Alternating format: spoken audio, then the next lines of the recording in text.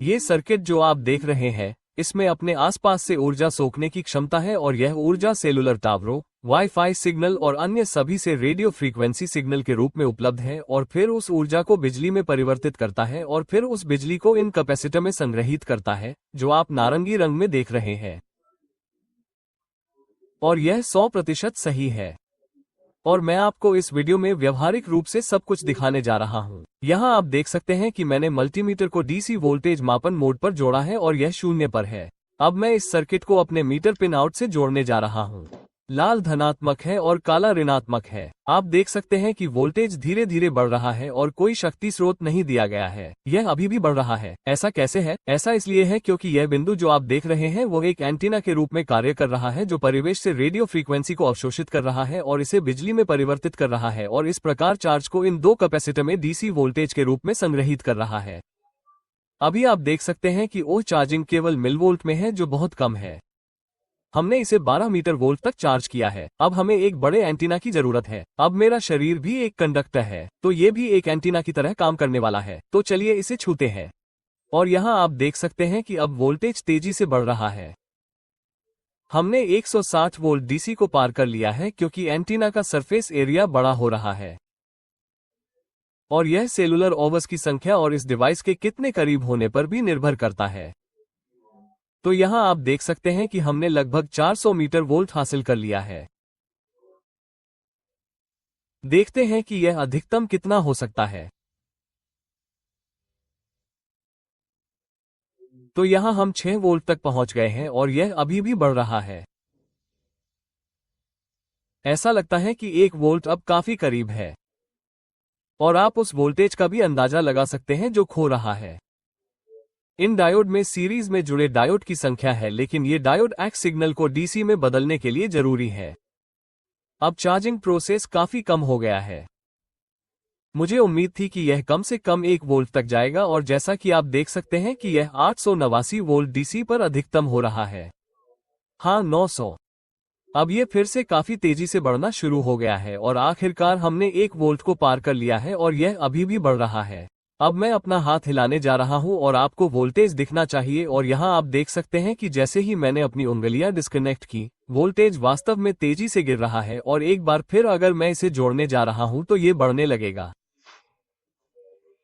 अब यह मेरा कैमरा स्टैंड है और नीचे आप कुछ कार्डबोर्ड देख सकते हैं जो ट्राइपॉड को जमीन से अलग करने के लिए है और यह ट्राइपॉड एक एंटीना के रूप में काम करने जा रहा है और यहाँ आप इस तार को एक छोर पर देख सकते हैं जिसमें ये क्लिप है और दूसरा छोर यहाँ बड़ा है। तो ये क्लिप वाला सिरा एंटीना के रूप में ट्राइपॉड से जुड़ा होगा और बेयर वाला सिरा सर्किट से जुड़ा होगा। अब मीटर 0 वोल्ट डीसी दिखा रहा है और यहाँ मैं एंटीना तार जोड़ने जा रहा हूँ। हाँ, लेकिन पहले इन तारों को जोड़ते हैं। आप देख सकते हैं कि यह 53 मीटर वोल्ट दिखा रहा है, तो पहले इसे डिस्चार्ज करते हैं। और जैसे ही मैं तार को हटाने जा रहा हूँ, ये फिर से 0 से सक्रिय और चार्ज होना शुरू हो जाएगा। तार डिस्कनेक्ट हो गया है और कैपेसिटर पहले ही 10.8 चार्ज करना शुरू कर चुके हैं और बढ़ रहे हैं। अब अंत में एंटीना तार को जोड़ते हैं और अब तेजी से वृद्धि होगी। चलो, तो जैसा कि हम यहाँ देख सकते हैं कि चार्जिंग वोल्टेज में तेजी से वृद्धि हो रही है। देखते हैं कि हम यहाँ अधिकतम कितना प्राप्त कर सकते हैं। अब मुझे यकीन नहीं है कि जब मैं तारों को छू रहा हूं तो वोल्टेज बहुत अधिक बढ़ रहा है। पता नहीं ऐसा कैसे हो रहा है, लेकिन ओह ये दिलचस्प है। वोल्टेज 1.7 वोल्ट तक बढ़ गया है और ओह ये वास्तव में तेजी से चार्ज हो रहा है। वाह, हम 2 वोल्ट पर बंद हो रहे हैं। ओह, ये बहुत अच्छा है। और मैं अपनी उंगलियां हटा रहा हूं और यहां आप देख सकते हैं कि वोल्टेज कम हो रहा है। जैसे शुरू में मुझे लगा कि यह तार ढीला है, लेकिन मुझे लगता है कि जब मैं इसे अपनी उंगलियां से छू रहा हूं तो कुछ हो रहा है। देखते हैं कि हम यहां अधिकतम कितना कर सकते हैं। 2.5 वोल्ट के बहुत करीब। वाह, 3.5। जैसे ही मैं अपनी उंगलियां हटाता हूं, ये डिस्चार्ज हो रहा है। मेरी उंगलियां में कुछ हो रहा है। देखिए, यह अजीब है। ओह, अब मुझे समझ आया। मेरा शरीर जमीन से जुड़ा है और जब मैं इस तार को छू रहा हूं तो हमें यहां से एक एक्स सिग्नल मिल रहा है और यहां यह एक ग्राउंड है। तो ये कैपेसिटर को बहुत तेजी से चार्ज कर रहा है। और इसे ये पिटी मिल रही है, जिसका मतलब है कि जब आप इस तरह के सर्किट का उपयोग करने जा रहे हैं तो ये बेहतर है। आपको कुछ ग्राउंड की आवश्यकता होगी। ऐसा लगता है कि हम लगभग 4.5 वोल्ट पर स्थिर हो रहे हैं। तो यहाँ मैं ये छोटा सा प्रयोग करने जा रहा हूँ। जैसा कि आप देख सकते हैं, मैंने इस छोटे बजर को कनेक्ट किया है और यहाँ सर्किट और वोल्टेज आप देख सकते हैं कि 460 मीटर वोल्ट है। तो एक चीज जिस पर हम गौर कर सकते हैं वह ये है कि ग्राउंड वायर के बिना कैपेसिटर ठीक से चार्ज नहीं हो रहे हैं। तो यहाँ मैं अपने शरीर को जोड़ने जा रहा हूँ, एक बार फिर पहले की तरह ही, और आप वृद्धि देख सकते हैं। वृद्धि में भारी वृद्धि, हम 1.8 वोल्ट तक पहुंच गए हैं। और एक बार जब मैं इस तार को जोड़ने जा रहा हूं, जो कि धनात्मक से धनात्मक है, तो हमें भनभनाहट की आवाज सुननी चाहिए। और उसके लिए मैं माइक को बजर के करीब लाने जा रहा हूं। ये रहा। इस बार ये थोड़ा ऊपर जा रहा है। हाँ,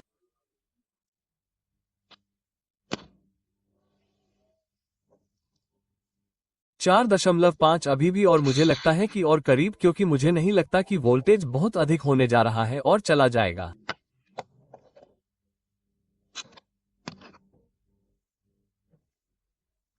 हाँ, वोल्टेज में गिरावट देखें, और अगर मैं इसे जुड़ा रखता हूं तो कुछ भी नहीं, और एक बार जब मैं डिस्कनेक्ट कर देता हूं तो आप देख सकते हैं कि वोल्टेज एक बार फिर से बढ़ना शुरू हो गया है। और एक बार फिर अगर मैं इसे जोड़ता हूं, आइए प्रतीक्षा करें और इसे मैक पर चार्ज होने दें। हाँ, मुझे लगता है कि यही है। और चलिए, वोल्टेज 4 वोल्ट तक गिर गया है। आगे यहाँ जैसा कि आप देख सकते हैं कि मैंने इस छोटे से लेड को कनेक्ट किया है। ये हरे रंग का है। और ओह, मैं इसे एक बार फिर से चार्ज करने जा रहा हूं, मेरे शरीर को जमीन की तरफ रखते हुए। और चलिए लेड का परीक्षण करते हैं। हाँ, मुझे लगता है कि यह पर्याप्त है। और मैं इस क्लिप को इस पर स्पर्श करने जा रहा हूं और चलता हूं। यह एक झपकी थी। मैं इसे आपके लिए एक बार फिर से करने जा रहा हूं, अगर आपने इसे नहीं देखा है। और इस बार इसे देखने के बाद आपको मीटर के वोल्टेज में गिरावट पर भी ध्यान देना चाहिए। देखिए, 1.945 वोल्ट तक गिर गया है। और अब लेड बिल्कुल भी नहीं जल रहा है। ये 2 वोल्ट है, तो इसे जलना चाहिए। वोल्टेज नहीं जल रहा है। ओह, ये थोड़ी चमक है। तो इस बार मैं लेड के तारों को डिस्कनेक्ट नहीं करने जा रहा हूं और बस अपने हाथ को छूने जा रहा हूं। ओह, मुझे विश्वास है कि आप लोगों को यह अवश्य दिखाई दे रहा होगा। लेड से थोड़ी सी चमक हमें यहां मिल रही है। ये जल रहा है, लेकिन बहुत कम रोशनी है। आइए इसे यहीं से छूते हैं। ये पहले जैसा ही काम करना चाहिए। हाँ, ये कैसा है? बिल्कुल वैसा ही। तो जैसा कि आपने देखा कि यह सर्किट लगभग 4.5 वोल्ट का वोल्टेज उत्पन्न करता है, जो कि बहुत अच्छा है।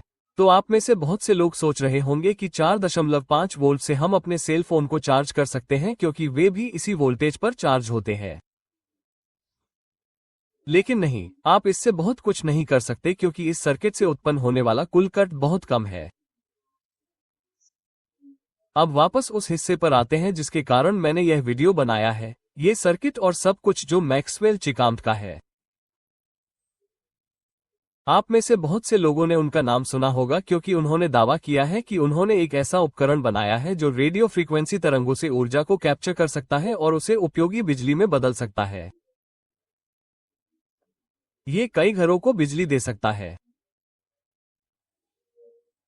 दावा है कि करीब आधा मेगावाट बिजली पैदा होगी, और जहां तक मैंने रिसर्च की है, मुझे नहीं लगता कि यह सच है, क्योंकि इसके लिए जिस सेटअप की जरूरत होगी वो बिल्कुल अव्यावहारिक होगा, और इतना बड़ा सर्किट 1 वॉट से भी कम बिजली पैदा कर रहा है, जैसे मिनट में। तो आप अंदाजा लगा सकते हैं कि यह कल्पना करना कितना मुश्किल है कि ऐसा कुछ वास्तव में संभव होगा। उनका एक और दावा है कि उन्होंने एक इलेक्ट्रिक कार बनाई है जिसे चार्ज करने की जरूरत नहीं है, और यह सिर्फ रेडियो फ्रीक्वेंसी तरंगों पर अनंत काल तक चल सकती है। अब यह फिर से संभव नहीं है, क्योंकि जमीन कहाँ है? और इसके बिना मुझे विश्वास नहीं है कि हम बहुत अधिक बिजली प्राप्त कर सकते हैं। और फिर भी सेटअप कार के आकार से बहुत बड़ा होने जा रहा है। और फिर भी ये टावरों के प्रकार पर भी निर्भर करेगा। जैसे कि अगर इस तरह के बड़े स्रोत के आसपास ब्रॉडकास्ट चैनल टावर उपलब्ध है, तभी हम वॉट में बिजली प्राप्त कर सकते हैं। तो यह एक अव्यावहारिक सर्किट है जिसका कोई खास उपयोग नहीं है, लेकिन हाँ, आपको इससे बिजली प्राप्त करने के लिए बिजली के लिए भुगतान नहीं करना होगा। इसलिए मैं इसे एक मुफ्त ऊर्जा स्रोत कह रहा हूं, हालांकि यह पूरी तरह से मुफ्त नहीं है क्योंकि यह रेडियो फ्रीक्वेंसी तरंगों को विद्युत ऊर्जा में परिवर्तित कर रहा है। तो हाँ, वीडियो के साथ बस इतना ही, और मुझे विश्वास नहीं है कि मैक्सवेल चिकुम्बर्स के आविष्कारों के लिए क्या दावा किया जा रहा है। पेटेंट की अनुमति नहीं दी गई क्योंकि वे निरंतर गति प्रकार की परियोजनाओं पर आधारित थे, इसलिए उन्हें अस्वीकार कर दिया गया। और जैसा कि मैंने शोध किया है, उनका घर अभी भी स्थानीय बिजली पर चल रहा है और उन्हें बिल का भुगतान करना पड़ता है। तो बस इतना ही। अलविदा।